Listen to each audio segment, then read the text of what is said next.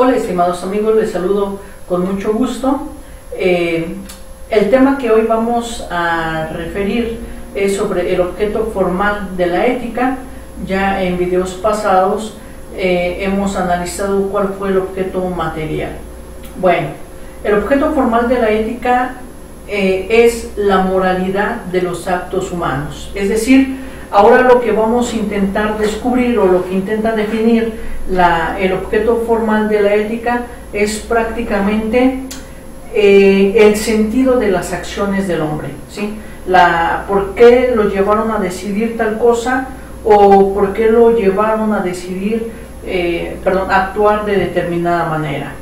Bueno, el objeto formal es un saber que es el aspecto, la propiedad del objeto material que directamente le interesa, ¿sí? Con el objeto formal en todo tipo de ciencia lo que nos interesa es estudiar esa transformación y ese cambio que se dan de las cosas, esa manipulación, y las acciones del hombre pueden ser manipulables o son manipulables por el manejo de la libertad de nuestro pensamiento y de nuestra voluntad, y que también este objeto material existe porque se refleja en nuestras acciones. Por ello se dice que el objeto formal es un aspecto real de las cosas mismas y no un simple modo de considerarlas que en cuanto tal podría ser injustificado o incluso arbitrario. El objeto formal es la realidad de nuestras propias acciones, es la realidad de esa intención que nos llevó a actuar de determinada manera y que nos hizo comportarnos de cierto modo. El objeto formal de alguna manera existe porque las acciones humanas existen. Ya habíamos referido en el video del objeto material que las acciones humanas existen porque son perceptibles por medio de nuestros sentidos, se sienten, se oyen, se visualizan y además nuestras acciones son atestiguadas por múltiples personas. Ahora lo que nos interesa y lo que interesa a toda persona que quiere resolver un conflicto ético o pleito entre personas es el sentido o el por qué los llevó a actuar de determinada manera. Por ello el objeto formal de la ética es aquello según lo cual los actos humanos considerados formalmente en cuanto tales, como actos de un artista o de un deportista, son calificados como buenos o malos. ¿Por qué son calificados como buenos o malos? Porque persiguen un sentido, persiguen una dirección, persiguen una finalidad, ¿sí? Persiguen o obedecen más bien a una intencionalidad. Nosotros al actuar es por una intención, buena o mala. Esa intención o esa calificación moral de buena o mala, ¿quién nos lo va a dar? Ya lo habíamos referido también en el video de el objeto material. La va a dar la sociedad, ¿sí? Porque la sociedad, las personas que están a nuestro alrededor van a juzgar esa acción como buena o como mala, a pesar de que ese sujeto sea un gran deportista, un gran profesor, un gran padre de familia, una gran madre de familia, ella se catalogue. Al final de cuentas, quienes van a dar el juicio de que si es buena o mala persona es la sociedad misma con la que convive a su alrededor. Por ello, la bondad o la maldad de las acciones humanas en cuanto tales se llama genéricamente moralidad, ¿sí? Esa moralidad que es ese actuar de acuerdo a la educación y a la tradición y a la costumbre con la cual yo crecí y que ahora educo, ¿sí? a los hijos, educo a los alumnos o educo a las personas del trabajo de acuerdo a esas direcciones que yo tengo, de acuerdo a esos valores que yo tengo que obedecen a la moralidad que se alcanzó por una costumbre o que se alcanzó por un hábito. Por eso allí se va a reflejar nuestra bondad o nuestra maldad para juzgar o darle esa calificación moral a la persona de ser buena o mala. Por ello la moralidad en la cual se refleja la bondad o la maldad del sujeto se manifiesta por medio de las acciones humanas, no se identifica formalmente con las cualidades naturales, con la inteligencia, la habilidad, etcétera, que las personas ponen en juego al obrar, sino que más bien esta bondad o maldad se refleja en el actuar, en el modo de ser, en el carácter de la persona, ¿sí? No se reflejan en la inteligencia, porque no vemos el pensamiento de las personas, y no podemos decir, tu pensamiento es bueno, tu pensamiento es malo. En donde sí se manifiesta la maldad y la maldad, en lo que nosotros expresamos, en lo que nosotros manifestamos, en lo que nosotros hacemos, en lo que nosotros trabajamos. Allí se manifiesta la bondad o la maldad de las personas, y es cuando entonces podamos dar ese juicio de la moralidad, ¿sí? Por ello los dotes naturales del hombre, como la inteligencia, la habilidad, la fuerza física, la firmeza de carácter, etcétera, son moralmente ambiguos, porque no reflejan en su totalidad lo que la persona es en sí. Sin embargo, nos ayudan a entender un poco la intencionalidad del bien o del mal que busca la persona, ¿sí? Y del cómo lo va entendiendo. Solamente comprendemos la moralidad de una persona cuando se ve reflejada la decisión que es libre y que el hombre conscientemente la realiza. Y vemos que si su decisión libre es buena o mala de acuerdo a su moralidad, ¿sí? Esa moralidad que ya hemos referido tiene que ser coherente con lo que pienso y con la voluntad que se manifiesta en mi actuar. Solamente así podemos decir que esa persona tiene una moralidad. Ya San Agustín dice, para expresar esta moralidad, pues está caracterizada una cualidad que es la virtud, ¿sí? La virtud moral, diciendo que por ella se vive rectamente y que nadie puede usarla para el mal, lo que equivale a afirmar que la virtud moral consiste en el buen uso de la libertad. Esta libertad responsable, un hombre virtuoso es aquel hombre que es prudente, que se ha conocido a sí mismo, que ha conocido su esencia para trascender en su vida, para crecer como persona, que sabe de lo que es capaz de hacer, y que eso que sabe que es capaz de hacer no solamente lo pone a su servicio, sino lo pone al servicio de toda su comunidad, porque allí se manifiesta su trascendencia.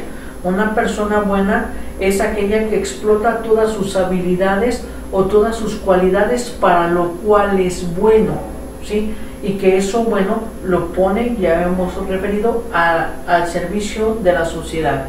Santo Tomás, por su parte, sostiene que solo quien tiene una voluntad buena es bueno en sentido absoluto, pues gracias a ella utiliza para el bien de sus recursos. Es decir, yo busco el bien para hacer el bien, no busco un bien hacia mí mismo, sino que yo solamente me beneficio y hasta allí quedo. No, allí no somos morales. Busco el beneficio para mí y para los demás. Allí sí somos morales, porque el ser moral y el ser ético no solamente implica en pensar en mí, implica en pensar en mí y en pensar en los demás, en qué le voy a ayudar, ¿sí? No en qué le voy a afectar.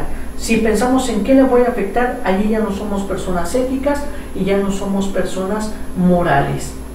Kant afirma por su parte que nada hay en el mundo que sin limitaciones pueda ser tenido por bueno, sino la buena voluntad, es decir, la recta intención o nuestro actuar bien, que se manifiesta en nuestra voluntad, donde se afirma el mundo, donde se afirma nuestro ser, donde se afirma del para qué soy bueno, para qué somos buenos. Por eso los calificativos morales se reservan para enjuiciar los actos de la voluntad deliberada, ¿sí? Por los que la persona se autodetermina hacia el bien o hacia el mal. Primero, antes de hacer un juicio, hay que analizar el acto, qué es lo que lo llevó a actuar de manera buena o de manera mala. Solamente así podemos solucionar el conflicto, podemos solucionar el juicio.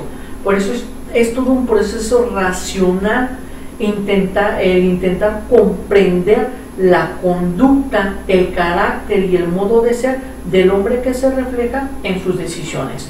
Por ello, la bondad o maldad, ¿sí?, que están dentro de la moral, tampoco se confunden con la que puedan tener las acciones humanas con relación a la finalidad restringida, como la perfección técnica en la consecución de objetivos particulares, en la realización de determinadas maneras de obrar, ¿sí? La bondad o la malicia no se refleja en lo que yo hago o en lo que yo trabajo, se refleja en nuestro comportamiento, ¿sí?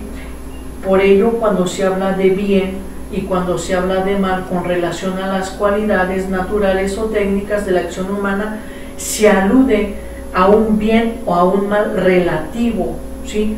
Porque si a mí me dicen que haga las cosas de determinada manera, viene alguien y me dice, esa cosa que tú estás haciendo está mal, yo no tengo la culpa me lo dijo esa persona que me señaló cómo hacer las cosas.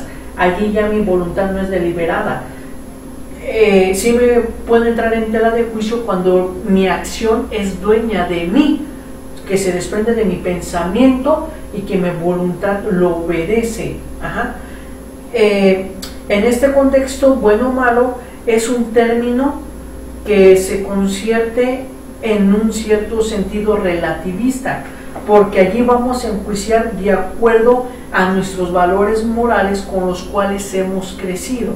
Por ello decíamos en uno de los videos anteriores que el hablar de problemas éticos es no ponernos de acuerdo, porque nuestros valores que determinan nuestro pensamiento son completamente diferentes, ¿sí?